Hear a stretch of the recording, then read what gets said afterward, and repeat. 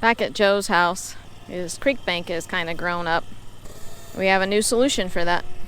You know, we just keep working on your ditch, Joe. Yeah, I appreciate it. We thought that every time I've seen this ditch, I've always thought some sort of a boom mower would be really good to mow with it. The folks at Ventrac have such a thing, so they said we could try it out here. Wow, this is fabulous. So I thought maybe I'd get started a little bit and then turn it over to you. See what happens. Yeah, this is awesome. Thanks for coming out. It's a fabulous piece of equipment. Well, we don't know much about it yet. Yeah.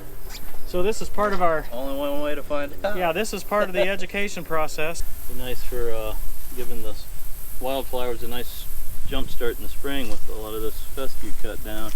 Those really tall things are actually weeds and not wildflower and fescue. I was about to cut them down and I knew Tim was coming, so I was like, you know what? We'll let the power equipment take those things down. You would have had to have gotten in there with your waders and stuff. Yeah, I would have. Yeah, absolutely. It's just laying it right over. Yeah, it is. Pretty cool.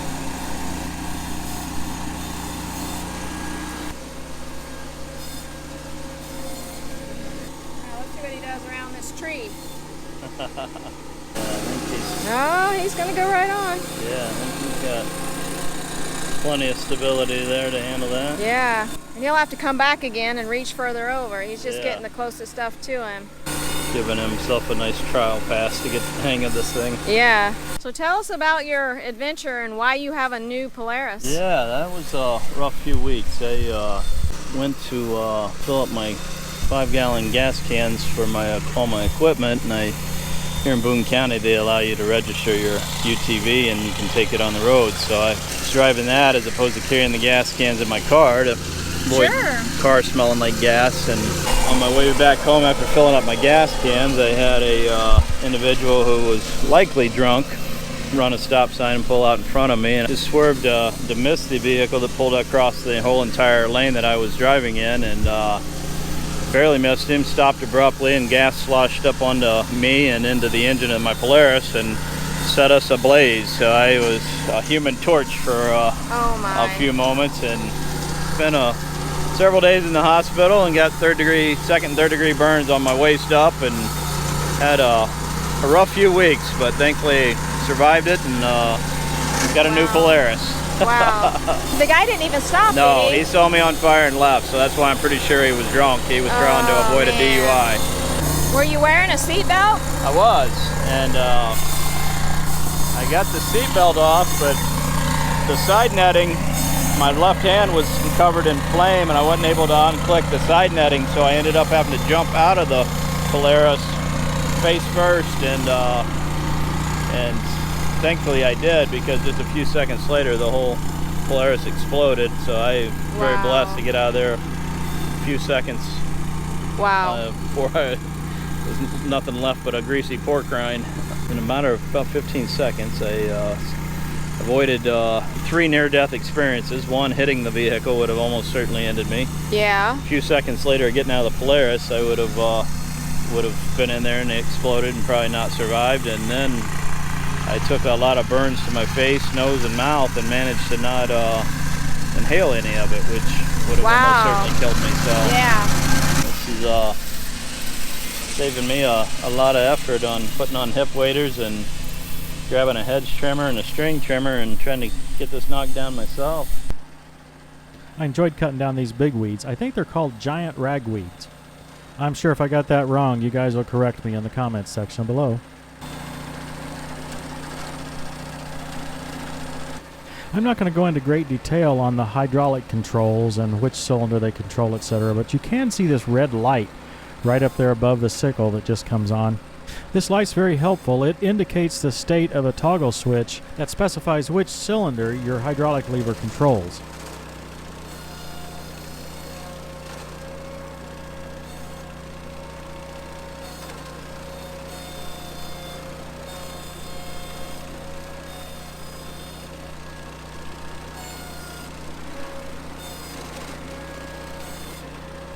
How much time do you think Tim just saved you? Probably 2 hours. Oh, wow. I bet really? it would taken somewhere around an hour to 2 hours to get that all cut down like that.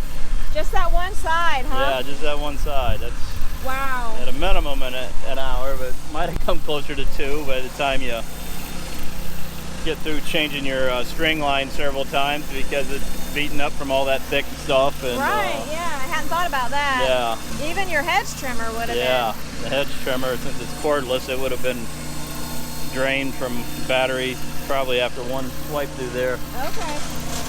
Pretty awesome work. You like that? Yeah. 1 to 2 hours for you, but by the time I went back for Pepsi several times at 98 degrees, a lot longer than that for me. Yeah, but with the Ventrac, what was that, 10 minutes? Yeah. And most of that was me not understanding the controls very well. Right. Please understand, anything you saw in that video is not the optimal use of this machine. It's just my best attempt here in just, half an hour's practice. I was surprised how deep I could get down in there. Yeah. Yeah, you were able to pretty much weren't too far from being able to cut the other side from this side. Yeah.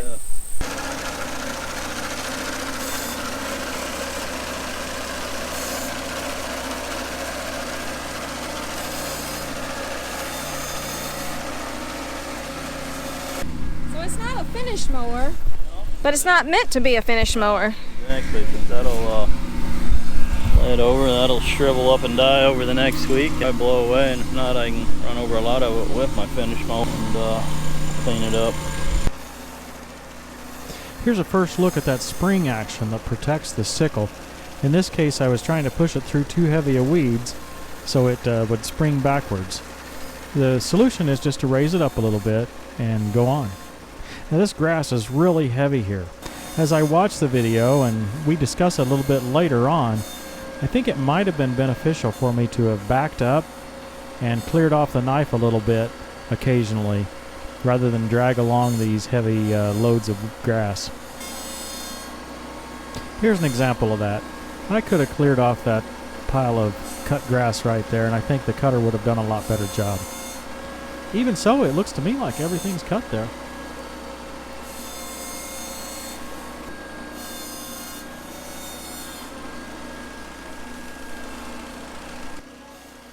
Now this mower is rated to take up to 1/2 inch trees, which is a pretty small sprout.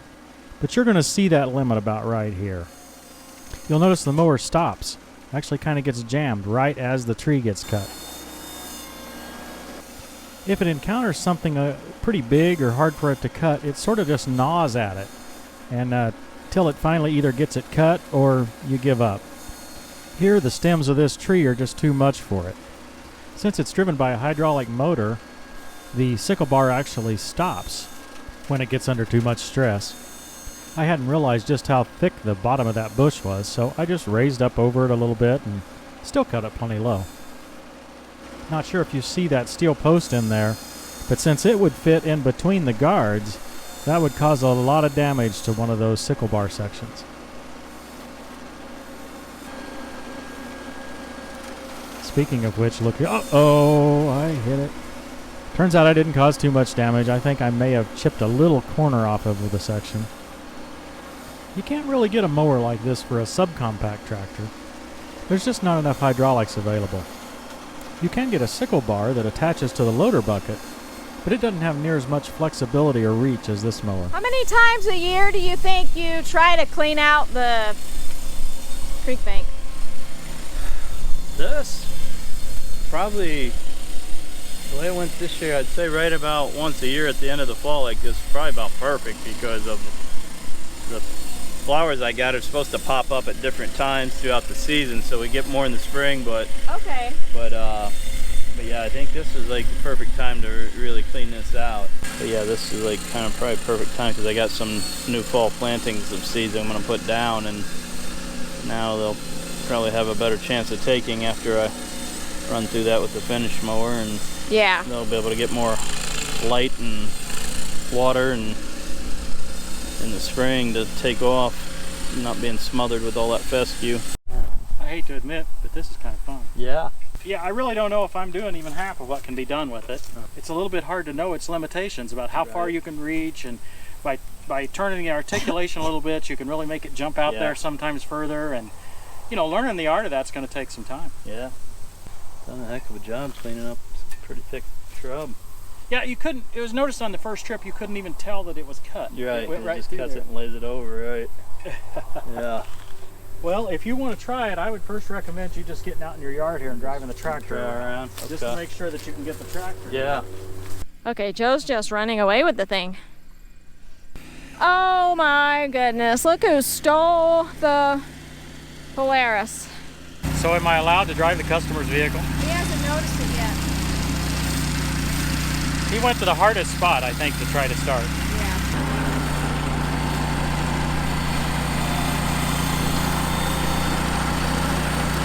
You know, if you don't understand the controls very well, you just have to stop and work with them until you get them figured out. That's what he's doing. Boom Mowers.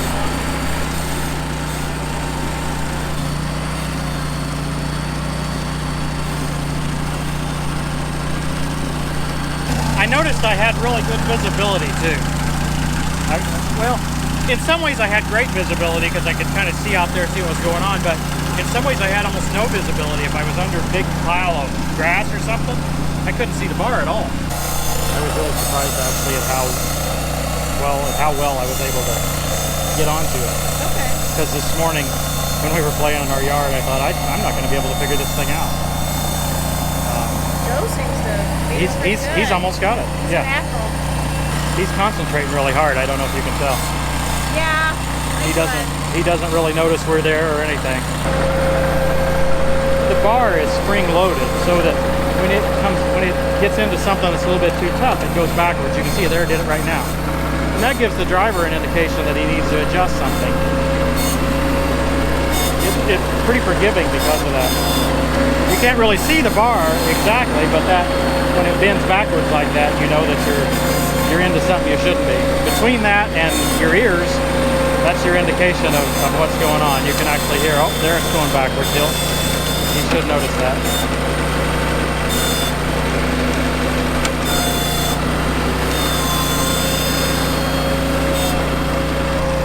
Now this is a steep place here, I thought, with Johnny.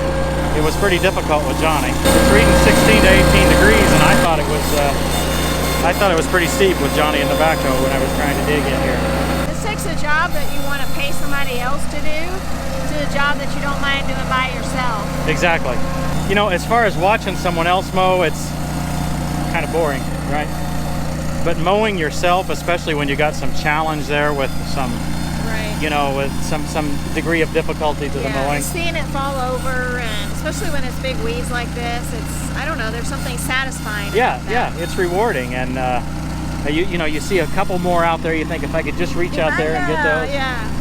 Well, and to know that you can do this in an afternoon. Yeah. And you don't have to dread it. Yeah. I think he dreads coming out here and doing this. He's been weed eating this by hand every fall. Yeah. And I actually texted him a few weeks ago and I said, hey Joe, don't get your weed eater out. He was excited. And he's still the customer we need to lose. Yeah. I don't want to lose him though. I know, but we may have sold him today. I think he was pretty impressed. Oh really? Yeah. I think that's why he's still on it. I think if he didn't like it, he'd give it back to me and said, you go ahead and finish it, Tim. Yeah, he's ignoring us. He is. He's mowing now. Like a kid. You guys can come back. You guys can come back in a few days. Come back, pick it up. I think he may have forgot all about his engagement later tonight. Whatever that was. He's trying to cut too far in the first swipe. Yeah, I'm not sure whether he's saying that the other grass doesn't need to be mowed. He may be kind of saying that that's good enough. Yeah, because he can come along with his zero turn and... He may not want it mowed off a whole lot better than that. I can't tell exactly. Yeah. I was trying to just take one 3-foot pass at a time and come back and make another pass. It really does seem like he's trying to mow the whole thing in one pass. Well, it's just two different approaches. You know, he's playing just like you were kind of playing. Yeah, you got to learn what you want and how best to accomplish that. Now he's out on the edge. Right.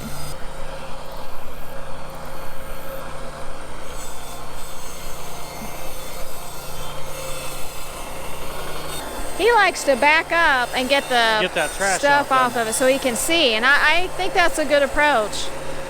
Probably is. See if he concentrates so much he runs into his tree.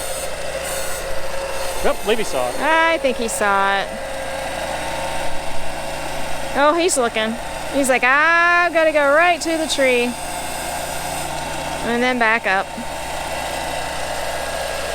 He's good with the tractor. He really is.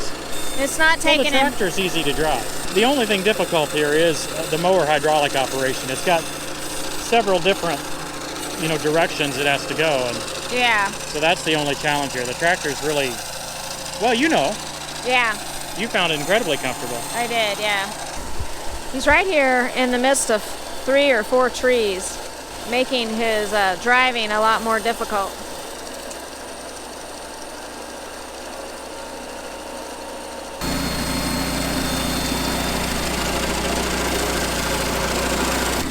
He's really getting handy with how to handle it around those trees. Not taking it very long.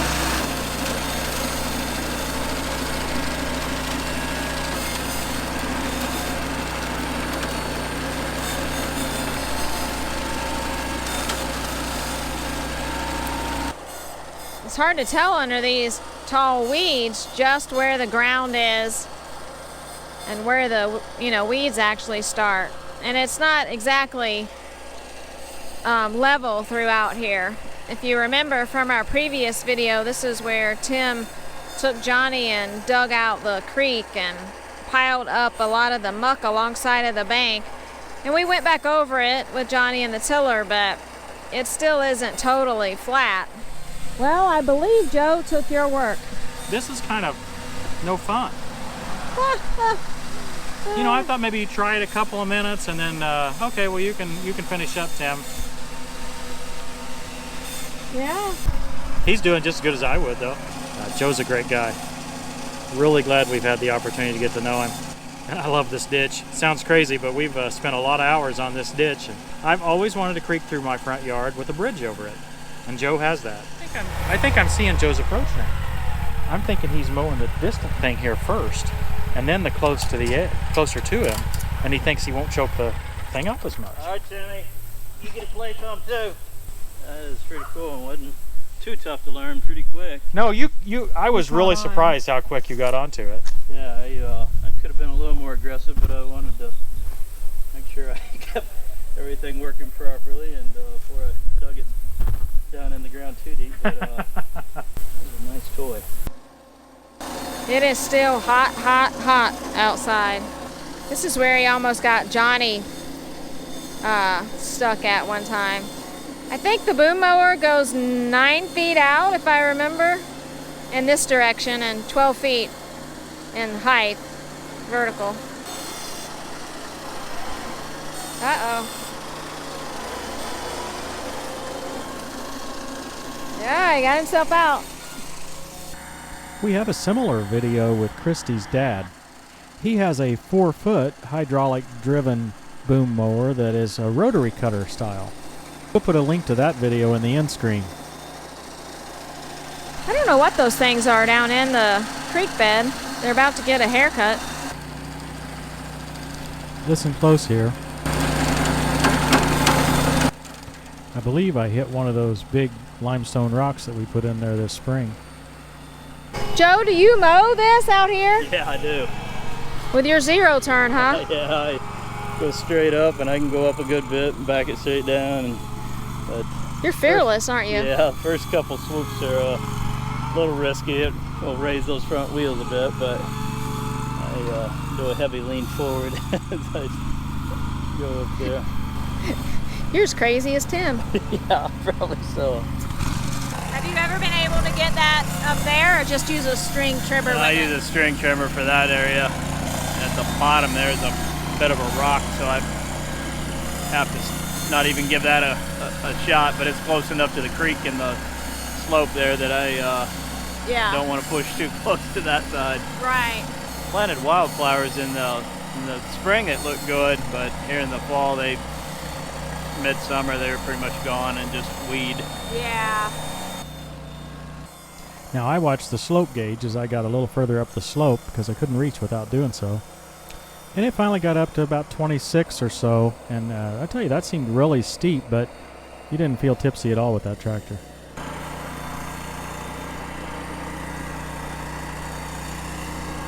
Well, Joe, I appreciate you finally letting me drive. You're welcome. Stole all your fun time.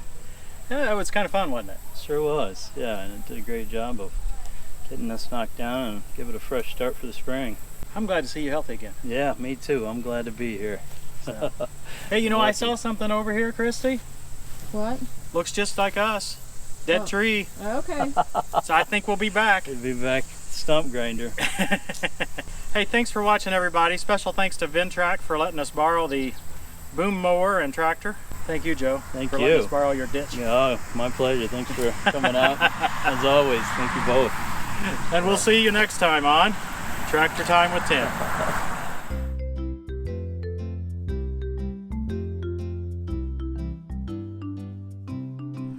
Well, we got most of it knocked down. If Joe had a little bit more time, we'd stay and play and get the few sprigs that you see standing up, but he's got something he needs to do with the family, so we're gonna load up and go home.